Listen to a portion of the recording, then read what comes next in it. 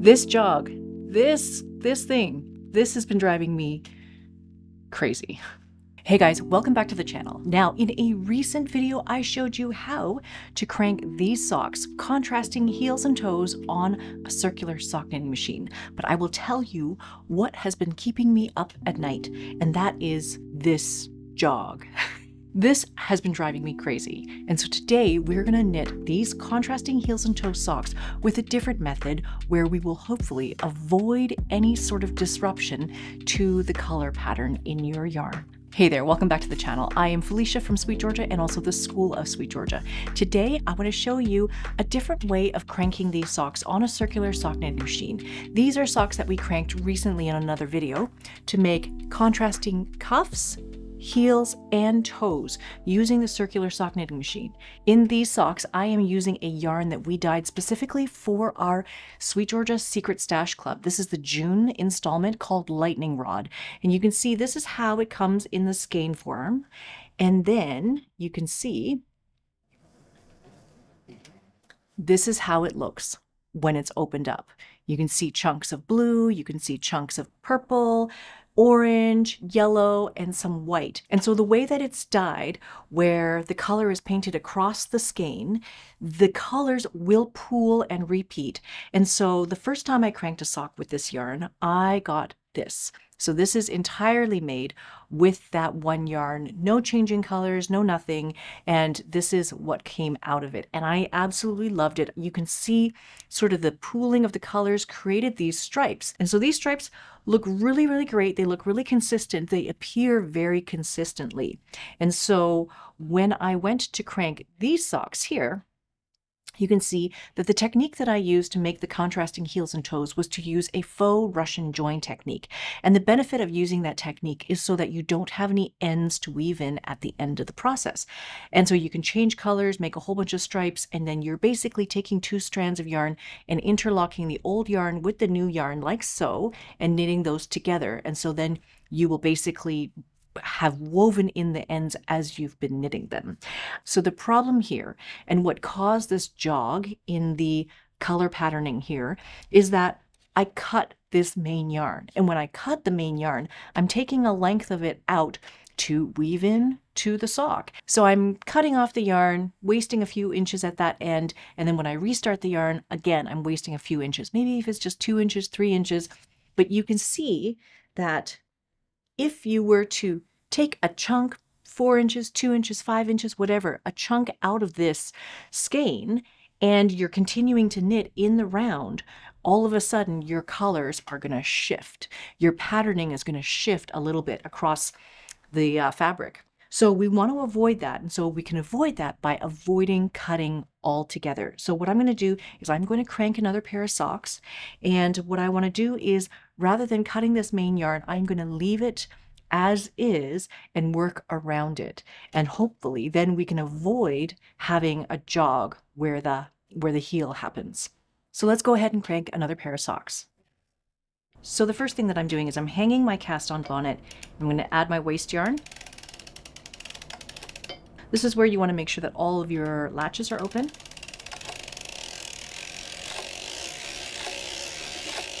So just to orient you to my machine here, I have a mark here, which is my 9 o'clock mark, and then here, which is my 3 o'clock mark. This would theoretically be my noon, and this would be my 6 o'clock. Okay, so 12, 9, 6, 3. So I basically consider this mark here, the 3 o'clock mark, that is my beginning and my end to all rounds, basically. And so I change yarns, I start everything at this point. I start my heels at this point, everything here. So this 3 o'clock marker, this is very important. This is where I start and stop everything. So now I'm going to join on with my contrasting color. So let's go from the outside of the ball. So hopefully you can see my pink yarn, my contrasting yarn, is kind of coming behind this needle number 1, and my waste yarn is again coming behind needle number 1. So both of those yarns are going to knit into that one stitch, that stitch number 1, and just sort of to hold it all together.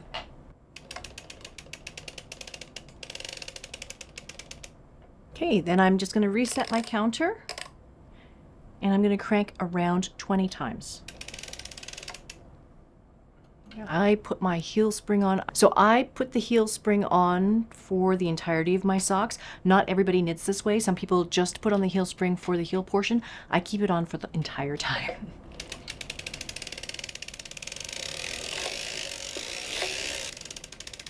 Okay, so that is 20. I stop right here because I want to be able to access these stitches from that 3 o'clock mark and onwards. So I'm just going to remove my weights for a second. And then I'm going to hang my hem.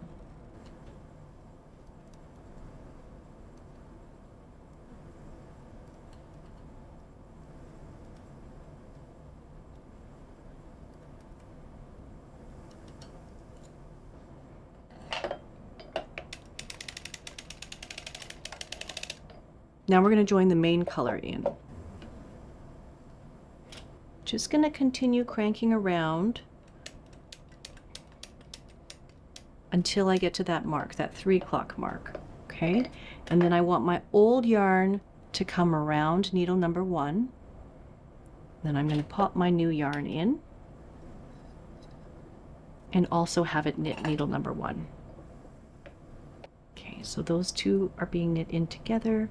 I'm going to pull this a little bit so that I have a little bit more to weave in once I'm finished this sock.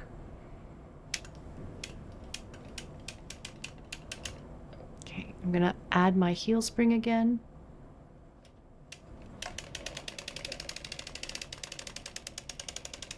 So that is 1 round now with the main color. I'm going to just reset my counter. And for my legs, I tend to crank about 70 rounds. So I'm going to go ahead and crank 70 rounds.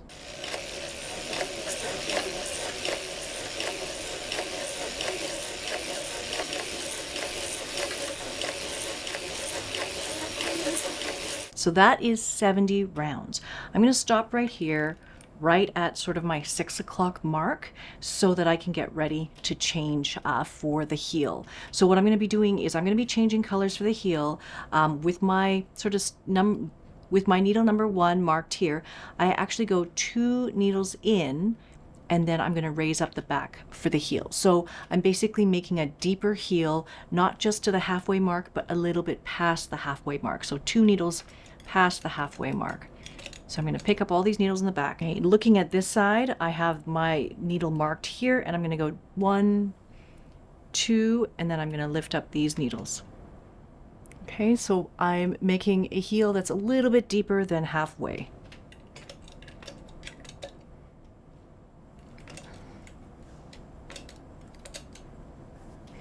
Okay, now normally I would just crank forward and past here in order to knit my heel, but what I want to do is I am going to change colors here and change to the contrasting yarn. But again, I'm going to change without cutting any of the yarn. I'm going to just preserve it. The way that this has to work is that you would need to have a slotted yarn carrier. So you can see here, I have a yarn carrier that has a slot, so I can just slide the yarn out and start with another yarn.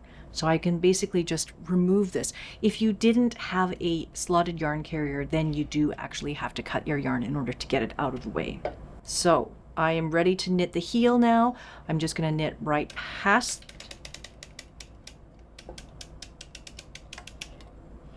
Okay, until I hear that last click. And then I'm going to remove the yarn from the carrier.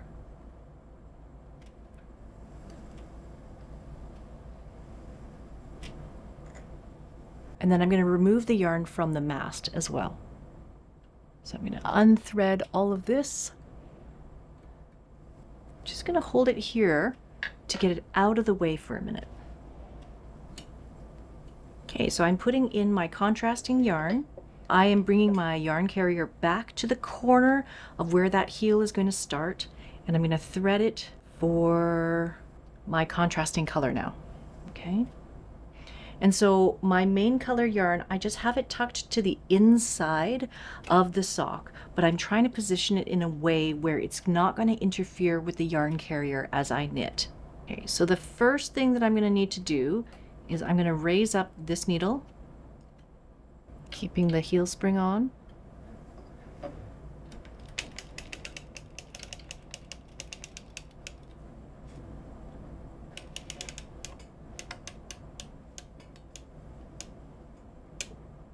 Okay, you hear that last click, and now I can raise up that needle to do my heel.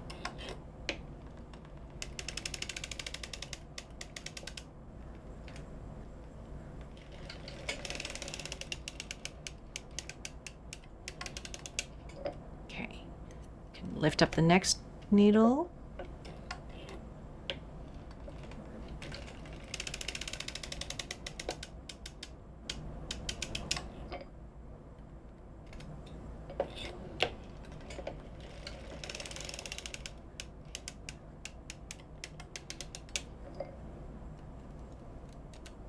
So we're going to put in our heel forks now.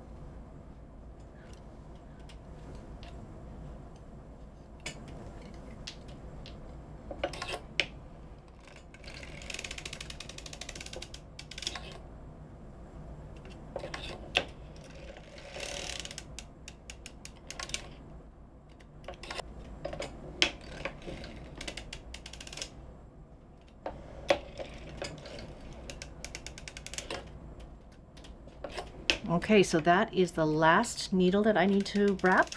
And now I'm going to change direction on my heels. So the first thing I do is I push down 2 needles on that first side. 2 needles, not all the way down, just part way down. And then I knit those 2 at the same time.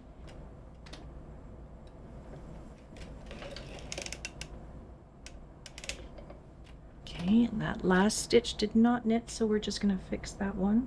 And then push down 2 on this side.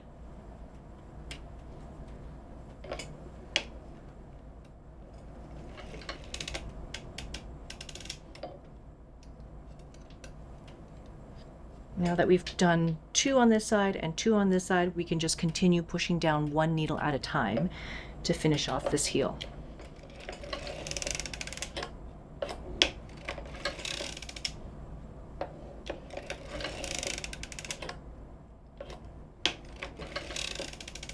Okay, we're getting to our last few. So I'm just going to slow down. Okay, so this is going to be the last one on this side. So I'm just giving my contrasting color a little tug and my main color a little tug on the inside.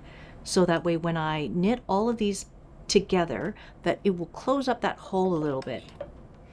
I don't want that hole to be loose.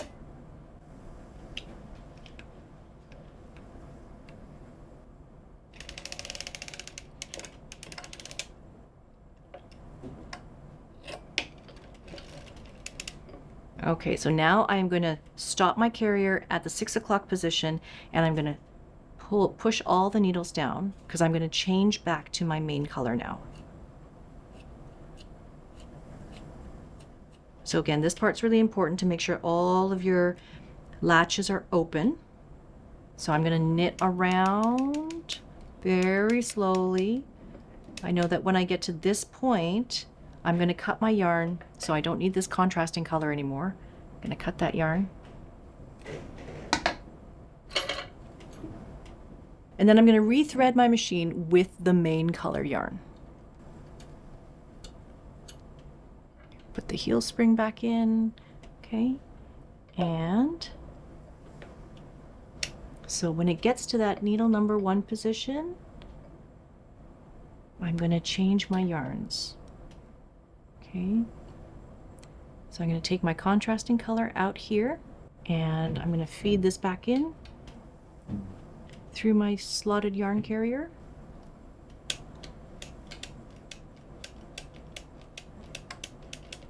Okay, and it's going to continue on with the main color yarn now. So I'm going to set my counter back to 0, and then we're going to crank 63 rounds for the foot. Depending on your shoe size or your sock size, you may need to crank more or fewer rounds.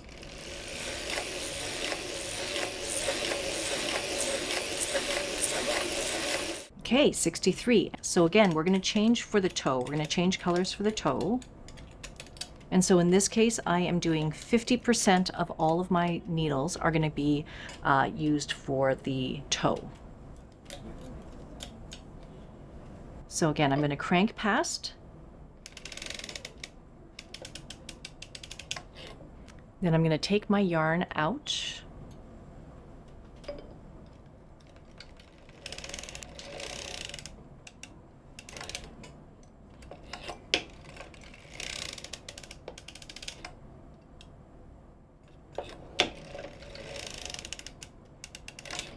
Since the toe, we don't actually need the main color anymore, we can cut that and get rid of that. And we can just focus on the contrasting yarn.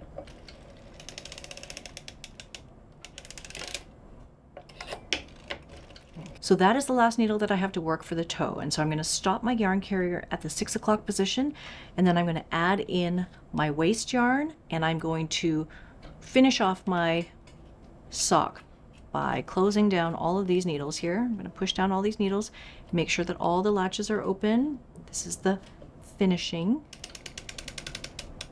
I'm going to crank across to my 3 o'clock position. I can cut my yarn now. So this is the tail that I'm going to use to graft my toe.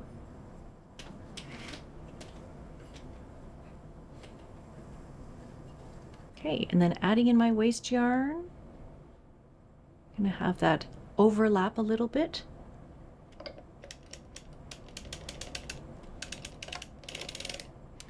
And then we dropped a stitch.